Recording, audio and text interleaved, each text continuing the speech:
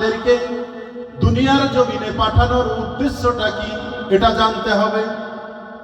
আমরা যদি আমাদেরকে দুনিয়াতে পাঠানোর উদ্দেশ্যটা যদি না জানি, যদি উদ্দেশ্যটা ভুলে যাই, তাহলে আমরা যে রাস্তার উপরে আছি, যে রাস্তাতে থাকবো, সে রাস্তাটা হবে ভুল রাস্তা। আল্লাহ পাক রব্বুল আলামিন মানব জাতির জন্য দুইটা রাস্তা দিয়েছেন। একটা হচ্ছে তার প্রেরিত রাসূলগণের রাস্তা অর্থাৎ আল্লাহর রাস্তা, আর দ্বিতীয় রাস্তাটা হচ্ছে নফসের রাস্তা অর্থাৎ শয়তানের রাস্তা। যদি আমরা শয়তানের রাস্তা চুনে নিই, শয়তানের রাস্তাটা বেছে নিই, তাহলে আমরা জাহান্নামের দিকে চলে যাব, ধ্বংসের দিকে চলে যাব, হালাক হয়ে যাব, আমাদের লাইফটা হেল হয়ে যাবে, ডিস্ট্রয় হয়ে যাবে।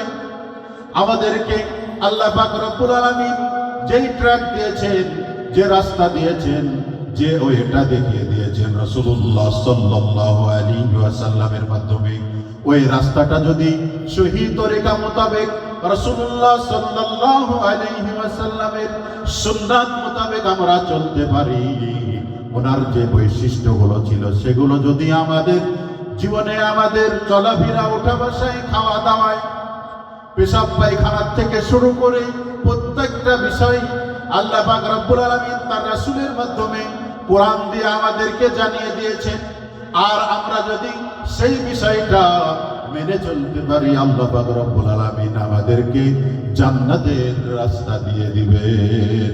সুবহানাল্লাহ। এজন্য আমাদেরকে রাসূলুল্লাহ সাল্লাল্লাহু আলাইহি ওয়াসাল্লামের সুন্নাতের রাস্তাটা বেছে নিতে হবে। ওনার বৈশিষ্ট্যগুলো, ওনার আচার আখলাক, ওনার হাসি, ওনার চলাফেরা, ওঠা বসা, খাওয়া দাওয়া, প্রত্যেকটা বিষয় যদি আমরা নকল করতে পারি, এই ক্ষেত্রে আমরা নকল করতে পারবো, বাকি কিছু আমাদের নকল করা যাবে না।